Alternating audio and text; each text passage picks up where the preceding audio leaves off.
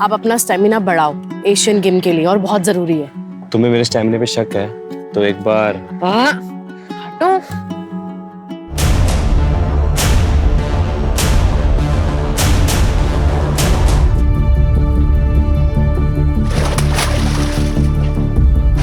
Hello, कुछ हो जाता तो हो गई नौटंकी, कमर तक तो पानी नहीं है तुम्हारे, नौटंकी बाज।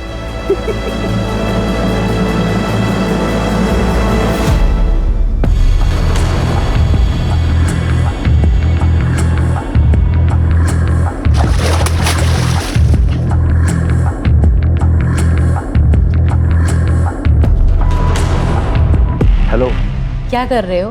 तैयार तो होगी तो एक फोटो ही भेज दो। अगर हमारे होने वाले शौहर को पता चला तो? प्लीज प्लीज प्लीज जान, एक फोटो। आपको ना थोड़ा इंतजार करना पड़ेगा। अच्छा चलो हम रखते हैं, बारात आने का टाइम हो गया है। ठीक।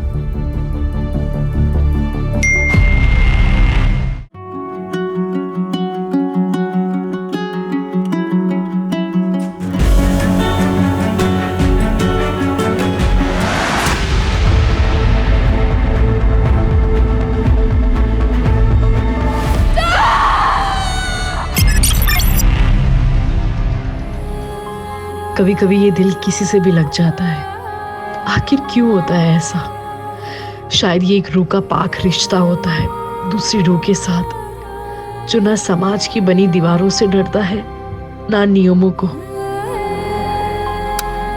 लेकिन समाज के बने नियम, पुरानी सोच ऐसी रूहानी रिश्तों को कलंकित कर देती है, और आखिर में सब खत्म हो जाता है। वो साथ, वो एहसास, और बचता है तो सिर्फ मातम।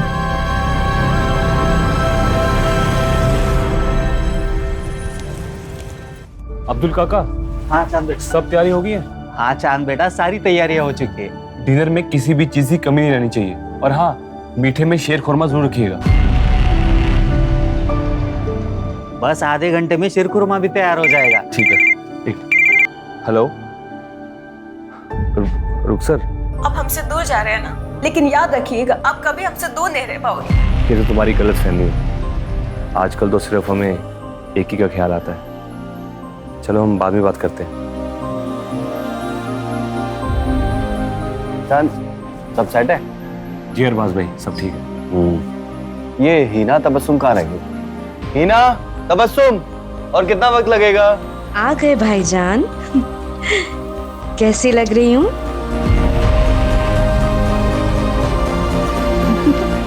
भाभी,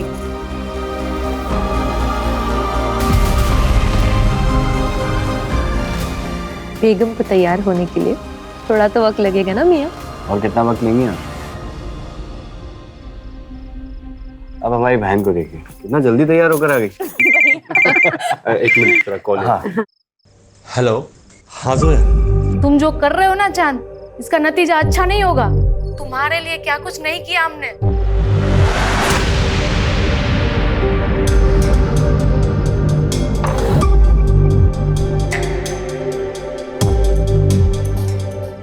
हेलो। हाँ जोया। अरे एक मिनट सांस तो ले लो। ऐसा कुछ नहीं जैसे तुम सोच रही हो। एक मिनट बाद में बात करते हैं। हेलो। हाँ डिम्पी। हम अपनी जान दे देंगे चांद, अब मुझसे बर्दाश्त नहीं होता। अरे प्लीज अब नहीं यार, फंक्शन में कुछ ही देर बाकी है। तुम पर भरोसा करके मैंने बहुत बड़ी गलती कर दी। अब रुको, हम बाद में बात करते हैं।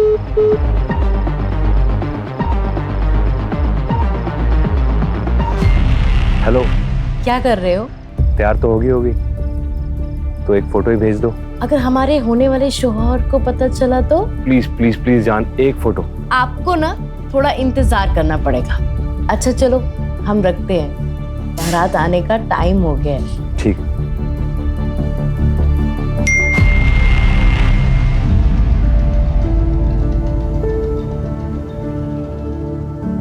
ये हो गए तैयार हमारे दूल्हे राजा। हमारी दुल्हन तैयार हो गई? हाँ हो गई, चलिए अंदर।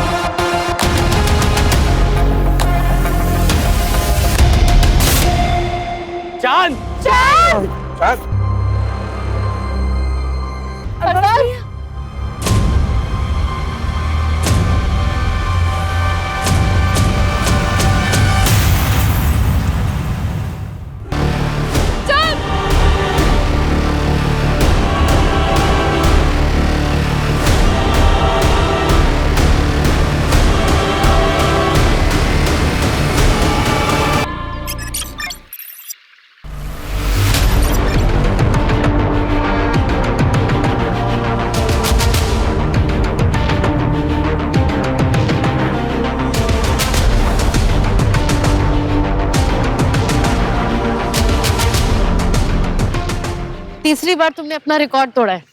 Well done. थोड़ा और एफर्ट डालोगे ना तो बेटर हो जाएगा। और वैसे भी ना नेशनल के लिए बेस्ट है, लेकिन एशियन गेम में मेडल लाने के लिए ना थोड़ा अच्छे से करना पड़ेगा। सही कह रही हो तुम। आप डाइट फॉलो कर रहे हो ना, जो हमने आपको बताया था? तुम्हें पता है ना हम कितने इंटेलिजेंट हैं। अच्छा, वो कैसे?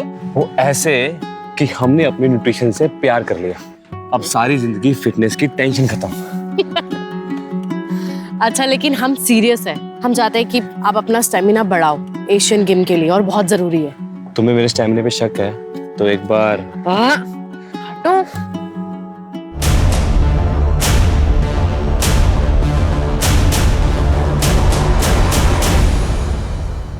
सर वो ईद की छुट्टी ली थी इसलिए हम। अच्छा, छुट्टी ली थी तो ये क्या है?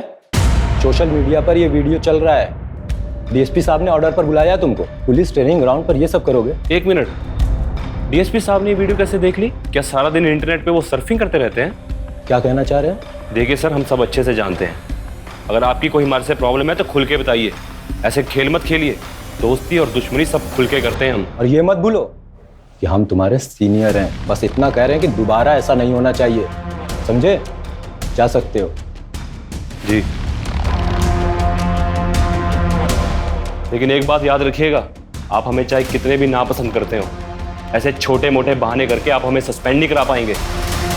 कुछ बड़ा ढूंढ के आइएगा।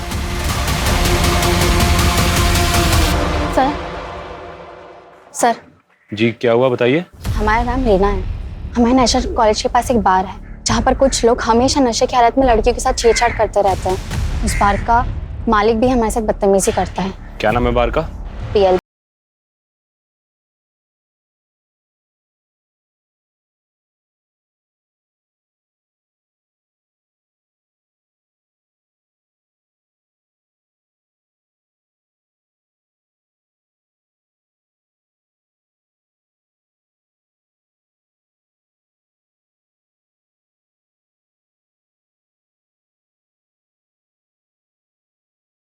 हाँ? इस बोतल का दाम क्या तेरा बाप भरेगा? मेरे बाप की छोड़, अपने बाप दादा को याद कर ले। वर्दी की आकड़ दिखा रहा है। तू जानता नहीं है हमको। कुछ दिन अंदर रहेगा ना तो अच्छे से जान पहचान हो जाएगी। यहाँ बार खोलकर गुंडागर्दी करता है, लड़कियां छेड़ता है। चल बाहर।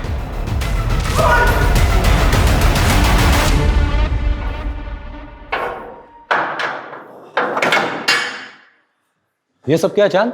कुछ नहीं सर, अपनी ड्यूटी कर रहे हैं। ये आदमी ना कहानी मत सुना मुझे।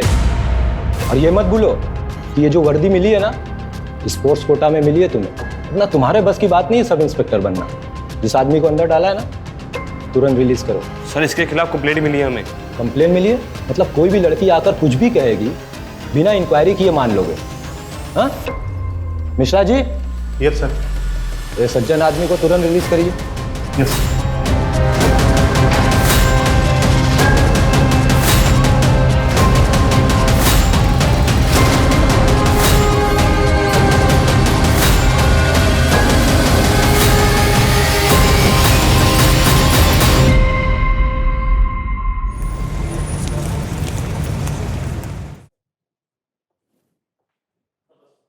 चलिए निकलिए मेरे घर से।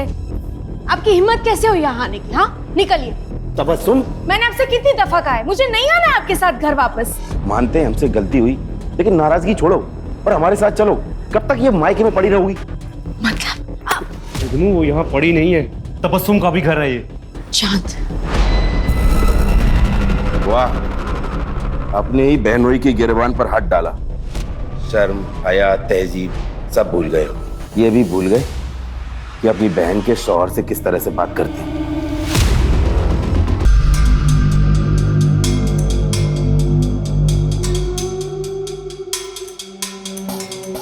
क्या है ये सब? तुम्हें इस बात का अंदाजा भी है कि हम नवाबों के खानदान से हैं? हमने ख्वाब में भी नहीं सोचा था कि हमें इस तरह की बेहूदगी देखने को मिलेगी कभी। वो लड़की ना तो हमारी कौम की है और ना ही हमारी बराबरी की है। ये रिश्ता तो हरगिज नहीं हो सकता। निकाह तो हम नैना से ही करेंगे। फिर तो हमारी लाश पर से गुजर कर करना होगा तुम्हें ये निकाह। अब्बा, बुरा ना मानिएगा, पर आज दुनिया बहुत आगे बढ़ चुकी है और हमें चांद को अपने फैसले लेने का हक देना चाहिए।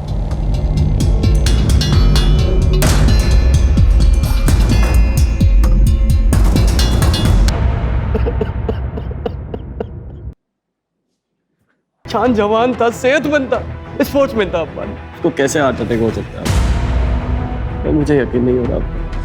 क्या चाहते हो तुम?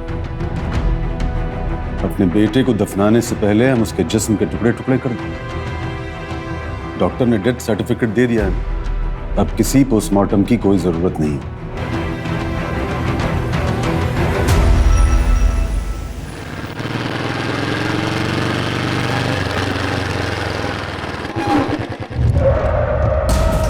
ए, कौन हो तुम लोग?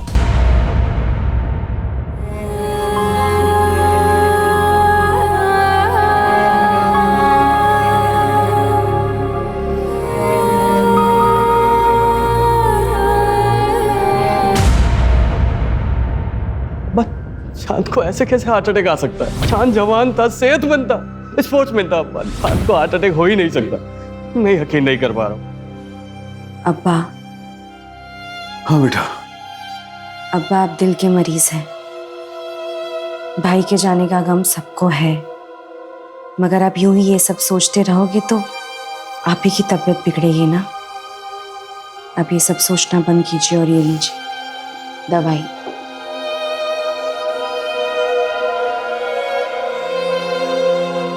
आपको आपकी तबीयत का ख्याल रखना है।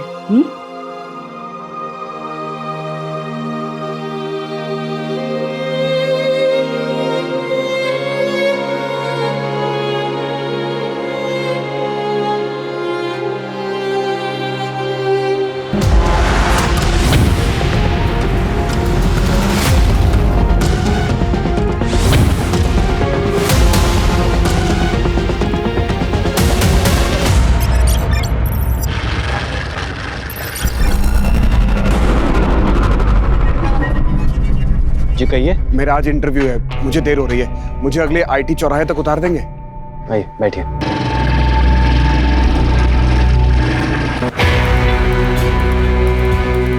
Thank you sir, thank you so much.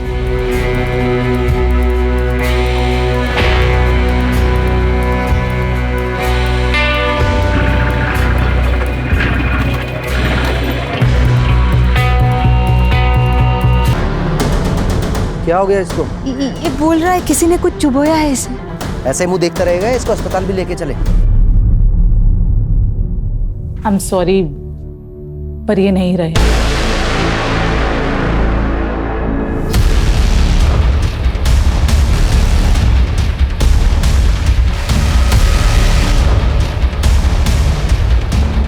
मुझे केस हार्ट अटैक का नहीं लगता है। डॉक्टर दिव्या ने हमें फोन पे बताया था कि इनके कंधे पे कोई पिन चुभोने का मार्क है। जी, यहाँ पर। कौन लेके आया इनको? हमारे खेत के पास बेहोश था तो हम ले आए। सर, ये इनका वॉलेट है।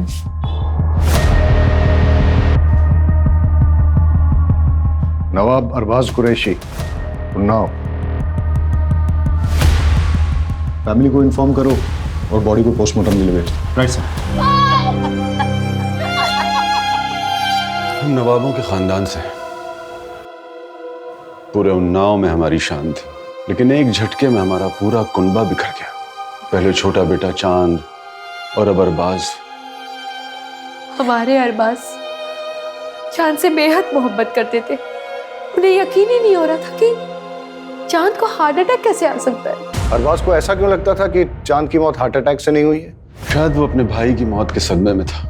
उसकी किसी के साथ कोई लड़ाई हुई थी या दुश्मनी थी? नहीं। मैं बड़े भाई अरबाज के बारे में पूछ रहा था। जी नहीं थी। वो लखनऊ में क्या कर रहा था? उन्नाव में हमारी सीमेंट की फैक्ट्री है और लखनऊ में उनके क्लाइंट्स। शायद उसी सिलसिले में आया होगा। इंस्पेक्टर साहब, हमको लगता है कि हमारे अरबाज का जरूर कोई दुश्मन होगा, क्योंकि जब कुछ दिन पहले वो घर पे आए थे ना, तो किसी ने उन्हें बहुत मारा था। सर, जब अरबाज पर अटैक हुआ था उसी समय मैंने उससे कहा था कि पुलिस स्टेशन में आकर एक FIR कराने के लिए आप ना पुलिस स्टेशन आ जाइए और आकर एक FIR लिखवा दीजिए, लेकिन वो आया ही नहीं। बेचारा अपने भाई चांद गिरा हार्ट अटैक से। चांद एक नेशनल लेवल एथलीट था, सब इंस्पेक्टर था, और उसकी फैमिली बोल रही थी कि एकदम फिट था। अब उसका इस तरह हार्ट अटैक से मरना कुछ समझ में नहीं आ रहा है। आजकल तो लोग जिम में एक्सरसाइज करते करते बेवजह मर जाते हैं हार्ट अटैक से। आप ही हैं नवाब साहब के फैमिली डॉक्टर? जी हाँ। आप यकीन से कह सकते हैं कि चांद की मौत हार्ट अटैक से हुई थी? नवाब साहब के घराने की फैमिली हिस्ट्री में दिल की बीमारी है। चांद, अरबाज, उससे पहले उनकी माँ भी 2 साल पहले हार्ट अटैक से मरी थी। ठीक है, आप जा सकते हैं। ठीक है। अर्जुन चांद के पोस्टमार्टम के साथ साथ उसका टॉक्सिकोलॉजी टेस्ट भी करवा। 2 भाइयों की मौत और अरबाज के साथ मौत के पहले मारपीट भी हुई थी। हो ना हो इसमें कोई दुश्मनी का एंगल जरूर है। अब सवाल ये उठता है कि दुश्मन घर के बाहर है या अंदर। अरे कूद जा लल्ले, कुछ नहीं है। नहीं अनु, मैं नहीं कूदूंगा। अरे तुम्हारी ऐसी की तैसी। नहीं अनु मत।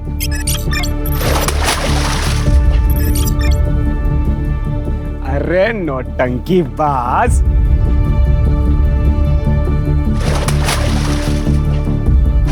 अनु, कुछ हो जाता तो।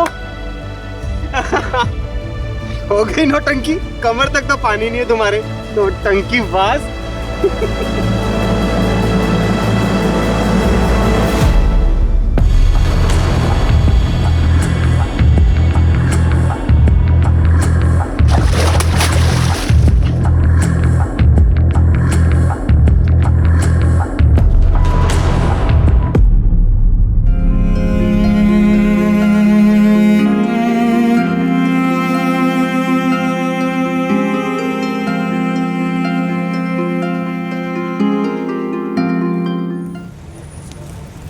बहुत प्यार करते थे वो हमसे, लेकिन गुस्से वाले भी थे।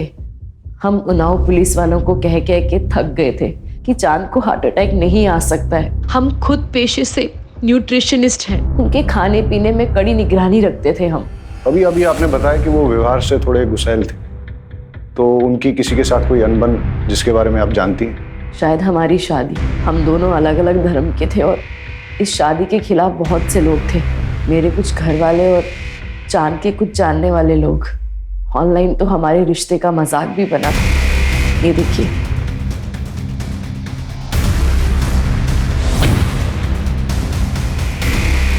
ये वीडियो सबसे पहले किस आईपी एड्रेस से अपलोड हुई, किसने भेजी और किस किस को भेजी, सारी डिटेल्स निकालो। जी सर। सीसीटीवी फुटेजेस भी मंगवा ली है, शायद वहां से कोई क्लू मिल जाए।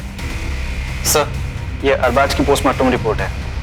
ठीक, जाओ। ओके सर, पोस्टमार्टम रिपोर्ट के हिसाब से अरबाज की मौत हेवी पॉइजनिंग की वजह से हुई। ये भी लिखा है कि अगर ज़्यादा मात्रा में लिया गया हो तो महज कुछ ही मिनटों में उस इंसान की मौत हो सकती है। पता करो ये जहर कहाँ से प्रोक्योर किया जा सकता है। और हाँ, अगर अरबाज की मौत जहर देने से हुई है तो हो सकता है कि चांद को भी ऐसे ही मारा गया। अर्जुन, चांद हमारे डिपार्टमेंट का ऑफिसर था, उसके कातिलों को छोड़ेंगे नहीं। लेकिन सर, हम पता कैसे करेंगे? चांद का पोस्टमार्टम नहीं हुआ था, उसकी बॉडी को दफना दिया गया था। कोर्ट से उसकी बॉडी को निकालने का परमिशन लेते हैं, उसे इंसाफ दिलाने का यही एक तरीका है। चल। अनु, मुझे माफ कर दे अनु। माफ कर दे? क्या है तूने? मेरी एक गलती की वजह से हमारी दोस्ती टूट गई। वो इतनी छोटी सी बात के लिए लल्ले तू हमारे बचपन का प्यार, बचपन की दोस्ती सब भूल जाएगा? बेवकूफ इंसान, इधर आ। हमारी फोर्स का होनहार ऑफिसर था, फिर भी मरने के बाद भी उसे चैन नहीं मिला। इंस्पेक्टर राकेश के साथ चांद की कुछ प्रॉब्लम चल रही थी। अपने राकेश साहब जो है ना, बड़े साहब, खाने पिलाने वाले आदमी थे, और चांद साहब एकदम सीधे साधे। उनके बीच में कुछ तो झगड़ा चल रहा था। सुन, जो फाइल के पन्ने पलट रहा है ना, बंद कर दे, और जो कर रहा है ना वो भी करना बंद कर। हम क्या कर रहे हैं सर? सस्पेंड करा देंगे तुझे। नहीं करा पाएंगे सर। आखिर उड़ते हुए तीर को कौन न्योता देता है? चांद और उसके बड़े भाई अरबाज दोनों ही जुगनू और तबस्सुम की तलाक करवाने के पीछे पड़े थे। इससे तो मेरा अब ये जूता बात करेगा, क्योंकि वो दोनों जुगनू को पसंद नहीं करते थे। क्या प्रॉब्लम थी जुगनू के साथ? जुगनू ने झूठ बोल के शादी की थी। न वो नवाब है और ना ही पैसे वाला। दिन भर आवारागर्दी करता रहता है, अयाशी करता रहता है। पता करो ये जुगनू कहाँ टिमटिमाता है। Right sir.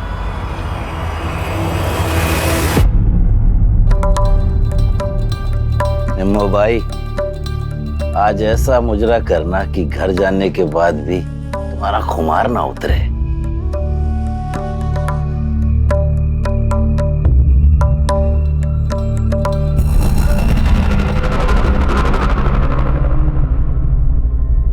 यहाँ तो ताला लगा हुआ है। नजाकत ने लूटा शराफत। पुलिस हमारे घर? चल अंदर बैठ। अरे ये क्या बदतमीजी है? चल।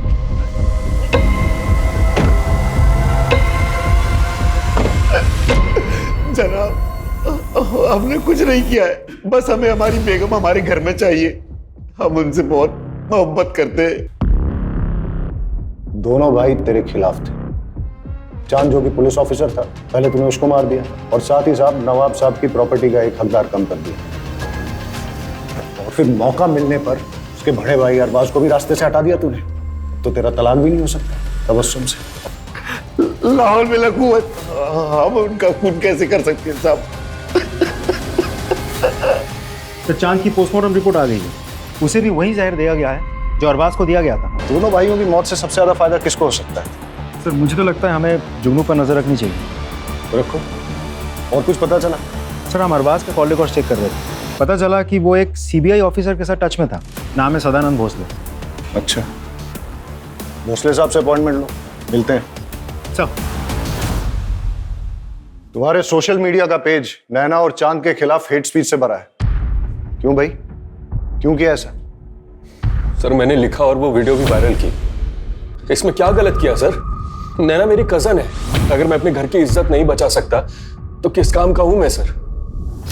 ये लोग हमारी बहन बेटियों को भड़का रहे हैं सर। इसलिए चांद को रास्ते से हटा दिया, मार दिया उसको तुमने? गुस्सा तो बहुत आता था उस पे, ऐसे देख के खून खौलता था, लेकिन मैंने उसे नहीं मारा सर। हमारे पास आई विटनेस है जिसने तुमको चांद के साथ लड़ते हुए देखा है। अबे हीरो, चल निकल यहां से, वरना तेरी सारी रंगबाजी यहीं निकाल दूंगा। मार लो। शांत, छोड़ो से। क्या कर रहे हो तुम लोग यहाँ? मुझे ना यहाँ पे कोई तमाशा नहीं चाहिए। बैठो। सर उन लोगों के साथ कुछ भी होता है तो पूरी दुनिया ह्यूमन राइट्स के नाम पे खड़ी हो जाती है। हमारी बहन बेटियों के साथ जो हो रहा है उसका क्या सर? नफरत से सिर्फ नफरत फैलती है। एक पुलिस ऑफिसर था वो जो देश के लिए मेडल लाने की कोशिश कर रहा था, मार दिया तुमने उसको, और फिर उसके मर्डर को छुपाने के लिए उसके भाई को भी मार दिया। ऐसे नहीं मानेगा ये। तुम्हें क्या लगता है एक पुलिस ऑफिसर का मर्डर हो जाएगा और पुलिस हाथ पे हाथ धरी बैठेगी? लेके जाओ इसे और तब तक तोड़ो जब तक ये सच नहीं बोलता। लेके जाओ। साहब हमने यार बस आपको मारा था साहब, लेकिन उसने हमें पैसे दिए थे साहब मारने के। उसने किसने? जुगनू मियां ने साहब। अरबाज को पिटवाया तूने? साहब मैं बहुत गुस्से में था साहब। जब मैं चांद की जनाजे में गया तो अरबाज ने मेरे साथ बदतमीजी की। या अल्लाह, हमारे भाई की जान के बदले हमें उठा लिया होता। बस कर ये नाटक। हमारे भाई के जनाजे पे बैठ के ये घड़ियाली आंसू मत बहा। यहाँ पे निकल जाए, यहाँ से निकल, उठ और चला जाए यहाँ से। मुझे धक्के मारकर हवेली के बाहर निकाल दिया, बस इसी बात पे गुस्सा था। लेकिन इसका मतलब ये तो नहीं कि मैंने किसी को मारा है। एक पुलिस ऑफिसर का मर्डर हुआ है, इसे डंडे मार के तब तक मुजरा करवाओ जब तक ये सच नहीं बोलता। लेके जाओ। साहब साहब साहब। Sir CBI officer Sadanand Bhosle के साथ मीटिंग फिक्स हो गई है।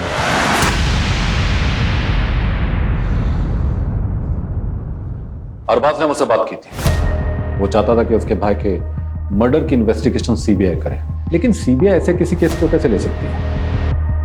मैंने उसे लोकल पुलिस स्टेशन में जाकर एफआईआर दर्ज कराने की बात की थी। सब इंस्पेक्टर चांद का मर्डर केस काफी पर्सनल है सर हमारे लिए। एक पुलिस ऑफिसर को मारा गया और उसके बाद उसके बड़े भाई का भी मर्डर किया गया, और अभी भी हमारे हाथ में कोई ठोस कड़ी नहीं लग पाई। Anyways, thank you.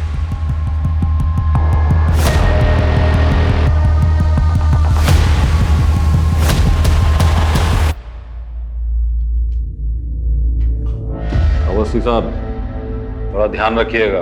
उस मर्डर केस की पुलिस जोर शोर से जांच कर रही है, कहीं बुझती हुई चिंगारी सुलगती हुई आग ना बन जाए।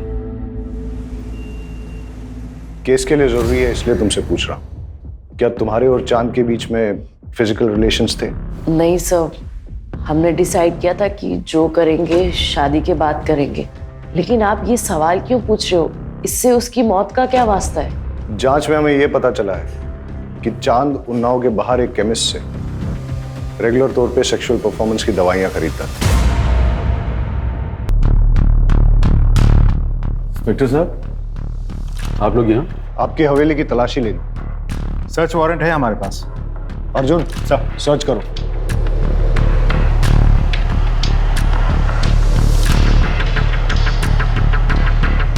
और कितनी तकलीफें पहुंचाएंगे हम? जाइए यहाँ से, अकेला छोड़ दीजिए हम सब, बंद कीजिए ये सब। आपके दोनों बेटों की हत्या हुई है और आप चाहते हैं कि हम इन्वेस्टिगेशन बंद कर दें?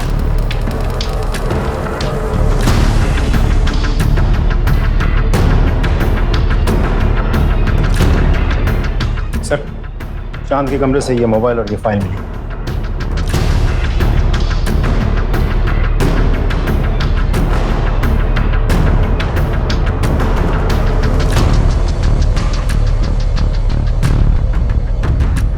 इंस्पेक्टर राकेश अवस्थी से मिलना पड़ेगा।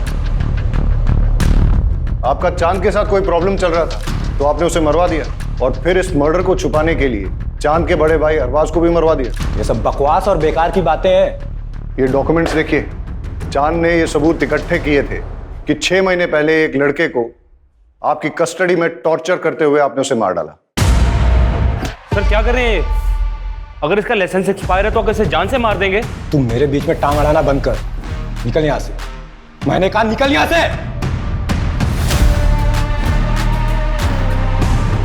हम आपसे बहुत इज्जत से पेश आ रहे हैं, तो ये मत भूलिएगा कि हम आपके बराबर के ऑफिसर हैं। सीमा लांगी या लांगने की कोशिश की तो बात डीएसपी तक जाएगी।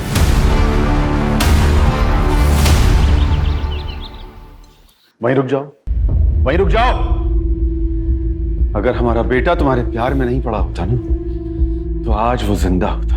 अगर आपने अपना बेटा खोया है तो मैंने भी अपना प्यार खोया है। कुछ नहीं खोया है तुम, लेकिन हमने अपना बेटा खोया है। और हमें तो कभी कभी लगता है कि तुम्हारे घर वालों में से किसी ने हमारे बेटे को। अब वो आपकी तबीयत खराब हो जाएगी। आपको जो लगता है लगता रहे, बाहर के लोगों को भी ना बहुत कुछ लगता है। आपने तो चांद का पोस्टमार्टम भी नहीं होने दिया ना। बदतमीज, निकल जाओ यहां से। आज के बाद कभी भी मेरी बेटी के आसपास भी दिखाई दिया ना तो जान से मरवा दूंगा। रिद्धि से प्यार करते हैं हम, आपको जो करना है वो करिए। ये ऑडियो फाइल अमर की iCloud स्टोरेज से मिला है और साथ ही उसकी और आपकी बेटी रिद्धि की बहुत सारी फोटोज भी मिली। और क्या मिला? और एक वीडियो भी मिला है जिसमें अमर ने डर जताया कि आप उसका खून करवा सकते हैं। सब बकवास है, झूठ है। ये रही उसकी असली पोस्टमार्टम रिपोर्ट जो आप लोगों ने बदल दी थी। इस रिपोर्ट में यह साफ साफ लिखा है कि उसकी मौत 11 हड्डियां टूटने और इंटरनल ब्लीडिंग से हुई है। और जब ये सबूत चांद ने इकट्ठे किए तो आप लोगों ने उसको मरवा डाला। और जब अरबाज चांद के मर्डर की सीबीआई इंक्वायरी चाहता था तो उसको भी खत्म करवा दिया आपने। फिलहाल इतने सबूत काफी हैं आप लोगों को अंदर करने के लिए, और बाकी आपका जुर्म हम कोर्ट में साबित करेंगे। चांद और अरबाज का खून हमने नहीं किया। आपको यकीन नहीं है तो आप उनके वालिद नवाब साहब से पूछिए कि उन्होंने चांद का पोस्टमार्टम क्यों नहीं होने दिया।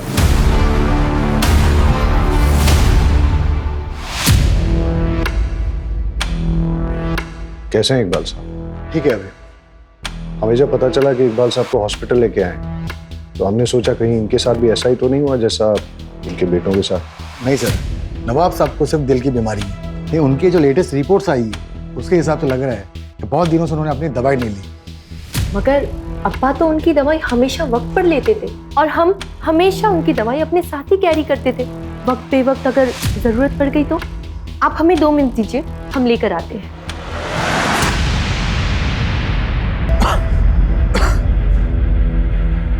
नवाब साहब, एक बात हमारी समझ में नहीं आई, आपने अपने छोटे बेटे चांद की बॉडी का पोस्टमार्टम क्यों नहीं होने दिया? बचपन से जिसे दिल से लगाकर पाला, पोसा, बड़ा किया, उसके टुकड़े कैसे होने देते? ये रही दवाई। ले दीजिए मुझे।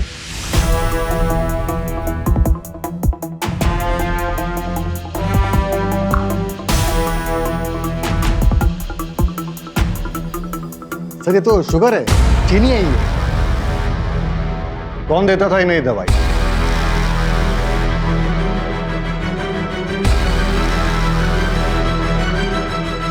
तुमने अपने अब्बा को मारने की कोशिश की, क्यों किया तुमने ऐसा? प्यार करते थे हम किसी और से, मगर हमारे अब्बू ने हमारा निकाह उस जुगनू से करवा दिया। नवाबी चोला ओढ़ एक जालिम और जिद्दी इंसान है मेरे अब्बू। और तुम्हारे भाई? उन्होंने भी नहीं रोका इंस्पेक्टर साहब मेरे अब्बू को। चांद भैया ने खुद के निकाह के वक्त तो किसी की भी नहीं सुनी, मगर मेरे निकाह के वक्त उनके मुंह में दही जम गया था। नफरत हो गई थी हमें उन सब से। अच्छा हुआ दोनों मर गए, काश मेरे अब्बू भी मर जाते। मर गए या तुमने मरवा दिया? नहीं इंस्पेक्टर साहब, चाहने में और करने में फर्क होता है।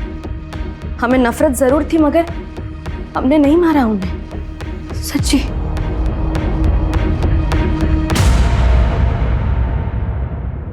चांद और अरबाज के केस में इतने सारे सस्पेक्ट्स हैं। सनी, जुगनू, इंस्पेक्टर अवस्थी, इकबाल कुरैशी, तबस्सुम, हीना, कोई भी हो सकता है।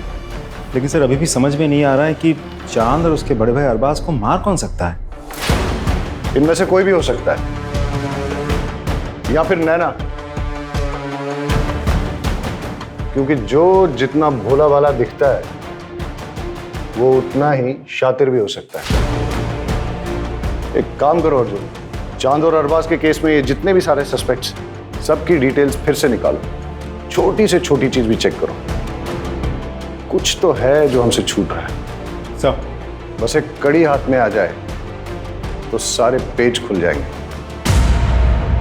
सर बाकी सब तो क्लीन है, लेकिन एक इंटरेस्टिंग बात सामने आई है। पिछले 2 साल में हिना ने अपने बैंक अकाउंट से कोई ट्रांजैक्शन नहीं किया था, लेकिन अरबाज के मौत से 2 दिन पहले हिना के पिता ने उसके अकाउंट में 10 लाख रुपए ट्रांसफर किए थे, और अरबाज के मौत के 10 दिन बाद हिना ने वही 10 लाख रुपए कैश में विड्रॉ किए थे। जी हमने डाले थे पैसे, हिना को पैसों की जरूरत थी। अरबाज के बिजनेस में काफी नुकसान हो गया है, इसीलिए कुछ पैसे की जरूरत थी। कितने पैसे बेटा? करीबन 50 लाख के आसपास। आपने वो 50 लाख रुपए शौहर को बचाने के लिए इस्तेमाल किए या शौहर को प्रॉब्लम में डालने के लिए? मतलब अरबाज के मरने के 10 दिन के बाद आपने वो सारे पैसे निकाल लिए कैश में, क्यों और किस लिए? घर में जरूरत थी इसलिए। हमने नवाब साहब से भी बात की और तबस्सुम से भी। आपने घर पे न तो वो पैसे किसी को दिए हैं और ना ही घर के खर्च के लिए इस्तेमाल किए हैं। कहाँ इस्तेमाल किए वो 50 लाख? सुना है आपने अपने पर्सनल क्लिनिक के लिए नए इक्विपमेंट खरीदे। हाँ तो सर इसमें क्या क्राइम हो गया? ये क्राइम तो नहीं है, लेकिन ये 50 लाख रुपए आपके पास आए कहाँ से? मेरे पैसे हैं, मैंने जमा किए थे। चलिए वो छोड़िए, ये बताइए, आप तो लखनऊ में प्रैक्टिस करते हैं, तो फिर आप जिस दिन चांद की मौत हुई उस दिन उन्नाव में क्या कर रहे थे? जिस ऑटो में आप बैठ के गए थे और आपने जो उसको ऑनलाइन पैसे ट्रांसफर किए थे भाड़े के तौर पे, उसका रिकॉर्ड भी है हमारे पास। और उस ऑटो वाले ने हमें ये बताया कि आप ऑटो में वेट कर रहे थे, जब चांद की बारात आई तभी आपने उसे छोड़ा। हम उस जहर तक भी पहुंच गए जो आपने लैब टेक्नीशियन संतोष सिंह से खरीदा और जिस जहर को आपने चांद और अरबाज में इंजेक्ट किया। डॉक्टर साहब अब तो सच बोल दो। मैंने दोनों का फोन किया। सच आपको हम बताते, जब हमारी शादी अरबाज से हुई तो हम बेहद खुश थे, मगर हमारी खुशी तो सिर्फ चंद पलों की थी। शादी के बाद हमको एहसास हुआ कि अरबाज हमसे प्यार नहीं करते। हमारी शादी को 2 साल हो गया था, मगर उन्होंने कभी हमें हाथ तक नहीं लगाया। हमें उन पर शक होने लगा। एक दिन फिर अरबाज बाहर जा रहे थे, तब हमने फैसला किया कि आज इनका पीछा करेंगे।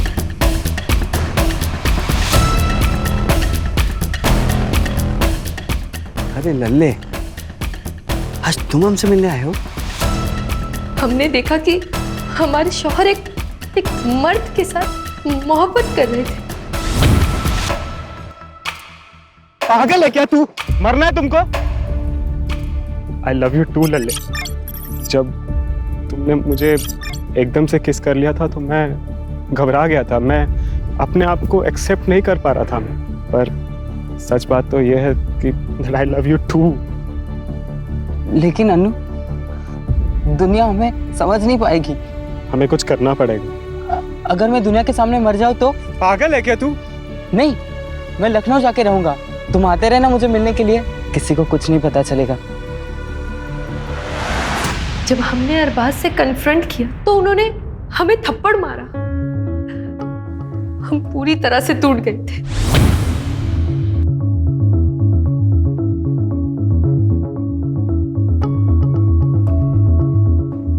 क्या हुआ भाभी, आप रो क्यों रही हैं? तुम्हारे भाई हमसे नहीं बल्कि एक मर्द से मोहब्बत करते हैं। अरे हमको समझ में नहीं आता कि हम करें तो क्या करें। अभी आप रोइए मत। हम बेहद खुश थे। भले ही हम दोनों के बीच में एक छोटा सा रिश्ता बना हो, मगर हमने चांद से मोहब्बत की थी और उसने फिर शादी करने का फैसला ले लिया। ये तुम क्या कह रहे हो चांद? हम तुमसे प्यार करते, तुम ये नहीं कर सकते। हमें छोड़ के तुम किसी और से शादी नहीं कर सकते। हम आपसे प्यार नहीं करते, वो बस एक हमारी गलती थी। हम नैना से प्यार करते और भैया को हम और दगा नहीं दे सकते। ये आपका नसीब है।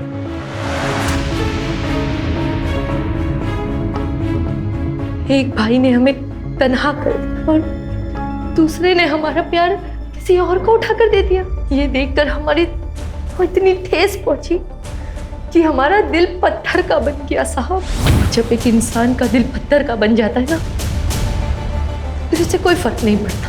हमें रत्ती भर भी अफसोस नहीं हुआ ये फैसला लेते हुए कि अब हम इन दोनों को मार देंगे। ऊपर वाला आपको दोनों जहां की खुशियां अता फरमाए। अरबाज को उसके भाई के खून के बाद तड़पते हुए देख के बहुत खुशी हो रही थी हमें, मगर अरबाज के सर पर तो अपने भाई की मर्डर की इंक्वायरी करने का भूत सवार हो गया। बस फिर क्या, अरबाज और उसके भूत दोनों को साथ में दफना दिया। जी कहिए। मेरा आज इंटरव्यू है, मुझे देर हो रही है। मुझे अगले आईटी चौराहे तक उतार देंगे? हाँ, बस यहीं रोक दीजिए। Thank you sir, thank you so much. मैं उस दिन जानबूझकर हॉस्पिटल देर से पहुंचा। अरबाज की मौत भी हार्ट अटैक ही साबित होती। मासूमों का बहाया हुआ खून कभी भी खामोश नहीं रहता। एक एक खून की बूंद गवाही देती है। अब जिंदगी भर जेल की चारदीवारी के बीच बैठकर सोचना किसका गुनाह बढ़ा।